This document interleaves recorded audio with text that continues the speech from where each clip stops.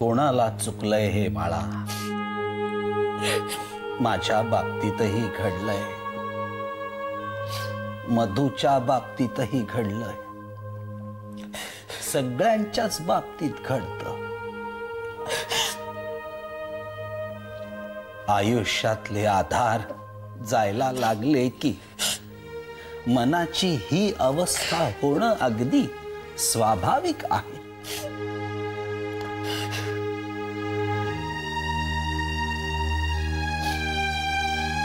पूनम,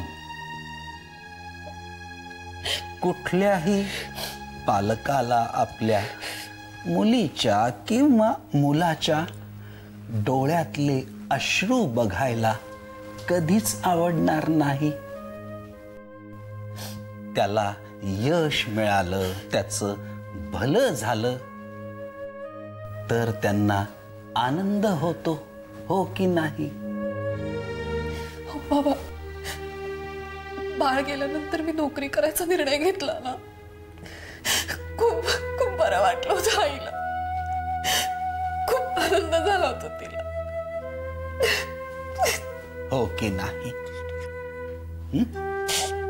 तू जिद्दीनं उभी राहिलेली त्यांना आवडलं होतं। कुठल्याही संकटात तू डळमळून जायची नाहीस हे त्यांना आवडायचं। मग आता तू अशी खचून गेली तर खचितच त्यांना आवडणार नाही।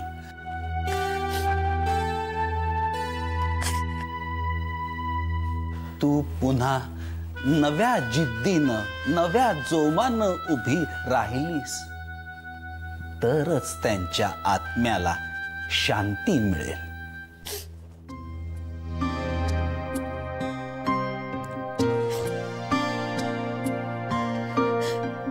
खूप बरं वाटलं बाबा तुमच्याशी बोलून।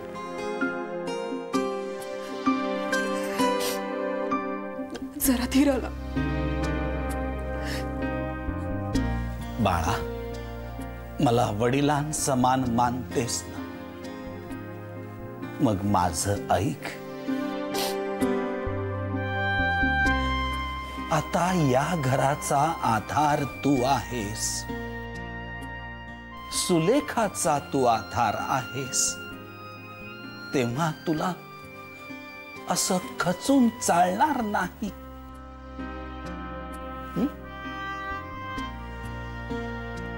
सुलेखा कुठे आहे? आई गेल्यापासून घरात थांबतच नाही ती। आईच्या आठवणींनी खूप त्रास होतो तिला। कुठे गेली माहिती नाही, कुठेतरी बाहेर गेली असेल।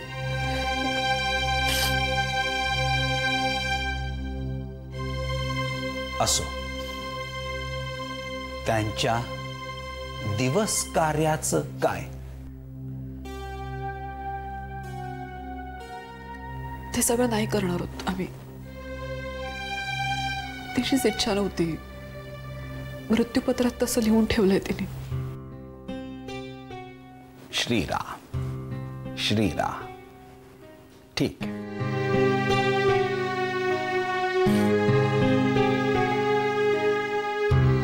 बाबा, मला एक गोष्ट खटकली। कोणती?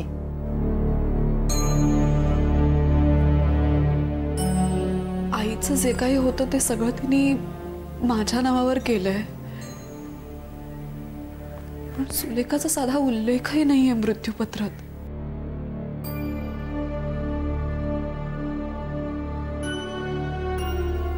असं का केलं असेल तिने? तू मोठी आहेस, समजूतदार आहेस, या घराची जबाबदारी तू नीट पार पाडू शकशील अशी खात्री असावी त्यांना।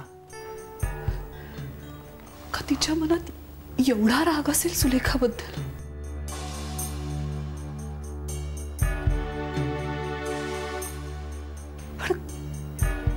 असेल सुलेखाबद्दल एवढा राग?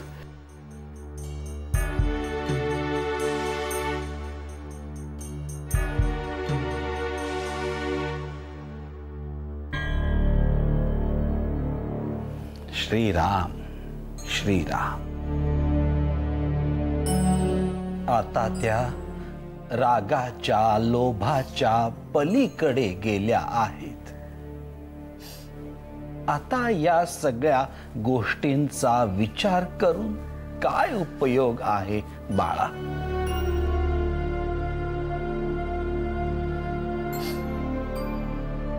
तू सुलेखावर नीट लक्ष ठेवावस, तिचा आधार व्हावस, अशीच त्यांची इच्छा असणार. मला तर तडमडायला दिवस.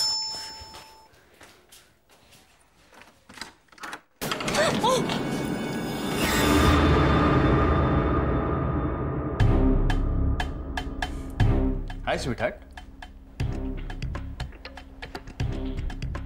तू येस, तू तिथं मी म्हटलं तुला भेटण्याची संधी मिळवल्याशिवाय काय मिळणार नाही. तुला कुठे बोलवून तू येणार नाहीस, आपणच जाऊ. अतिथी देवो भव असं म्हणतात. त्याला दारात उभा करू नये, घरात घ्यावं. नको त्यावेळी आलेला माणूस तोच अतिथी असतो. पण तुझ्याकडे बघून असं वाटतंय की वेळ नकोशी नाहीये, माणूस नकोसा आहे. हो तसं आहे. नाही आणि असलं तरी असू देत, मला नाही फरक पडत.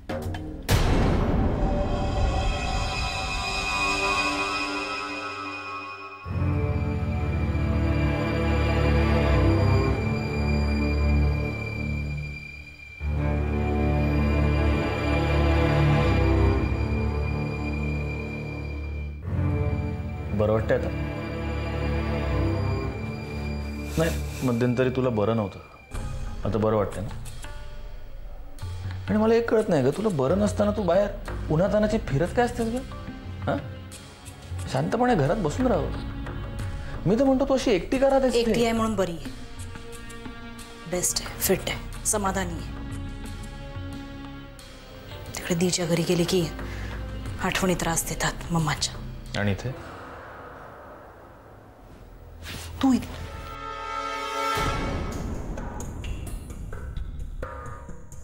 इथे माझी आठवण नाही येत. माझी आठवणच येत नाही. मला खूप येते तुझी आठवण, येते आणि त्रास देते. ते जुने दिवस, त्या गप्पा, कॉफी, सगळं पुन्हा परत तसंच यावंसं वाटतं. मला नाही वाटत तसं, आणि आता माझा मूडही नाही. मग कसला मूड आहे?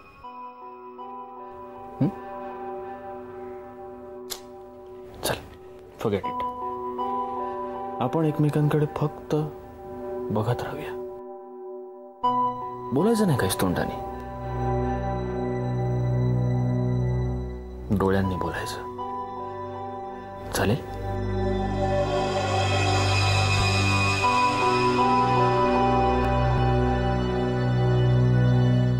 Just leave me alone.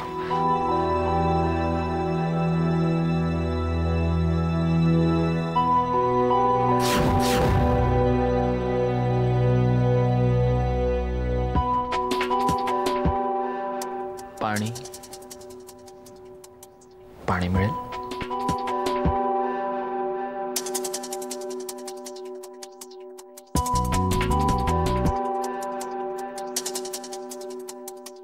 थंड पाणी आण, आणि तू सुद्धा घे, तुला गरज आहे.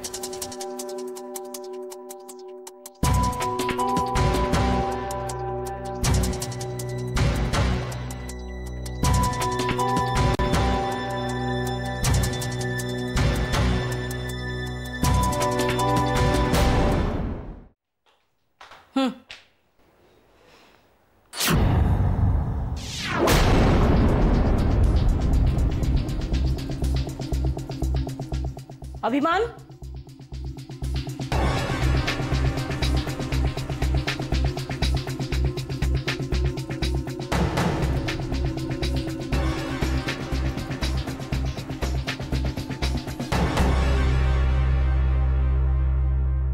हे जे सगळं काही ऐकतोय ते इतकं अजब आहे, अनाकलनीय आहे. हे काय वेगळंच सुरू झालं अचानकपणे आपल्या आयुष्यामध्ये. तुम्हाला जे आत्ता सुरू झालंय असं वाटतंय, त्याची सुरुवात अनेक वर्षांपूर्वी झालेली आहे.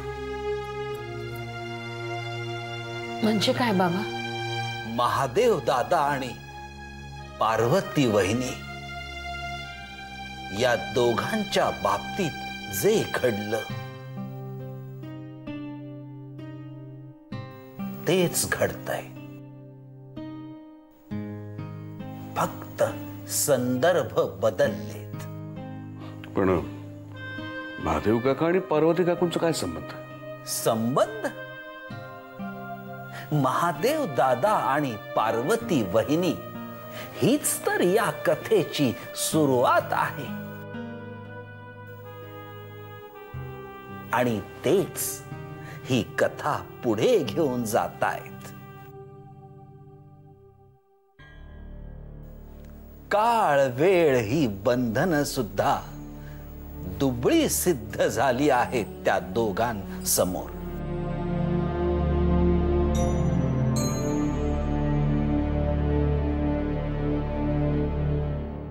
बाबा, काही कळत नाहीये हो. शुभ्राला मी पहिल्यांदा पाहिलं तेव्हा माझ्या तोंडून पार्वती वहिनी अशी हाक निघून गेली होती. ते निव्वळ दिसण्यातलं साम्य नव्हतं, तर जन्मोजन्मीचा संबंध होता. महादेव दादा आणि पार्वती वहिनी या दोघांनी शास्त्री घराण्यात पुनर्जन्म घेतलाय. आदिनाथ आणि शुभ्राच्या रूपात.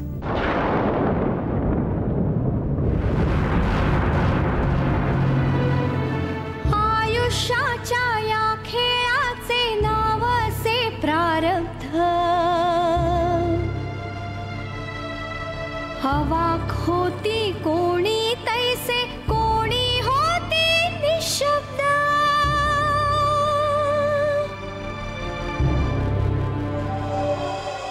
अभिमान नक्की कशासाठी आला होता? आणि आला होता तर मग अचानक गेला कुठे? मला भेटायला आलेला अभिमान आजपर्यंत असा अचानक कधीच निघून नाही गेला. मी जा असं सांगितलं तरी न जाणारा अभिमान न सांगताच कसा गेला? काहीतरी शिस्त आहे. कधीतरी माझ्या पद्धतीने जाब विचारायला हवा.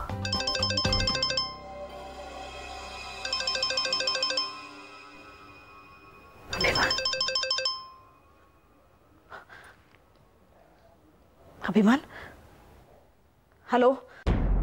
आहेस बेटा? कुठे आहेस तू? तुझ्या मनात. घरी कशाला आला होतास आणि अचानक निघूनही गेलास? आता माझी खात्री पटली. कसली? हेच की मी तुझ्या मनात आहे. कारण मी तिथे आलो नसतानाही तुला माझेच भास होतात. Abhiman, don't try to fool me. Why should I try? Anyway, मी खरंच आलो नव्हतो. मी घरी आहे माझ्या.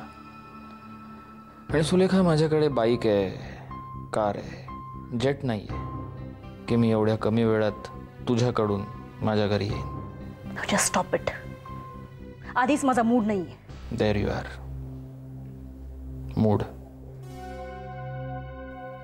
तुझा मूड नव्हता म्हणून मी निघून आलो. पण जर तू म्हणत असशील तर परत येतो तुझ्याकडे तुझा मूड ठीक करायला. काही गरज नाही. काही गरज नाही. मी बघेन माझ्या मूडचं काय करायचं ते. जशी आपली मर्जी.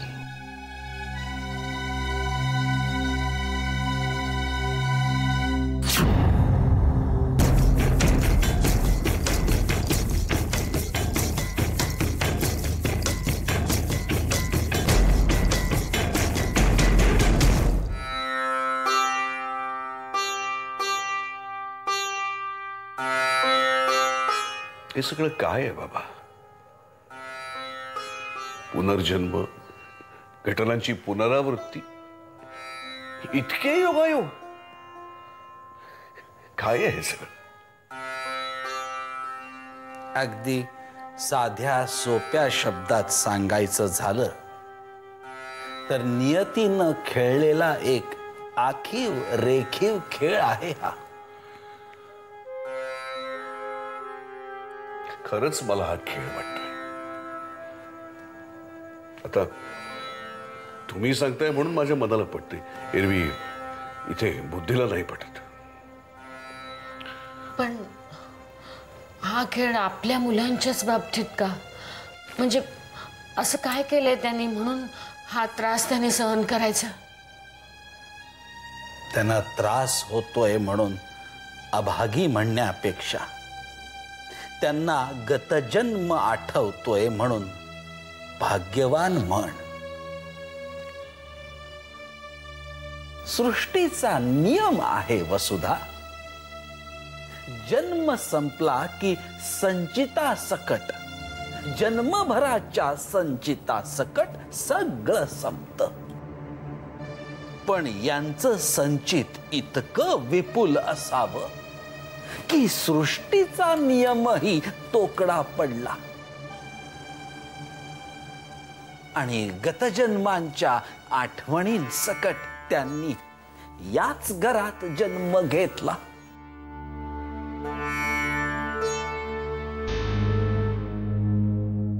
आम्हाला यातलं काहीच माहिती नव्हतं. आणि त्यांना म्हणजे महादेव दादा आणि पार्वती वहिनीला जे ठाऊक आहे ते मलाही फारसं माहित नाही. काळाच्या पडद्यामागे असंख्य गणित आहेत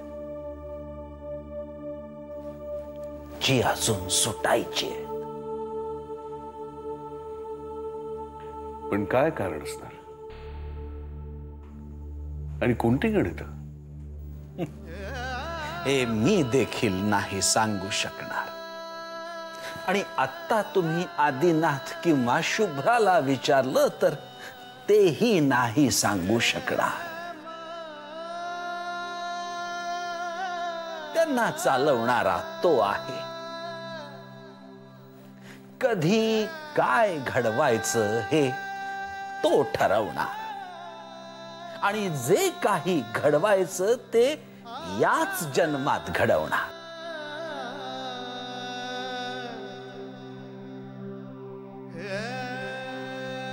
मधु, कसला विचार करतोयस?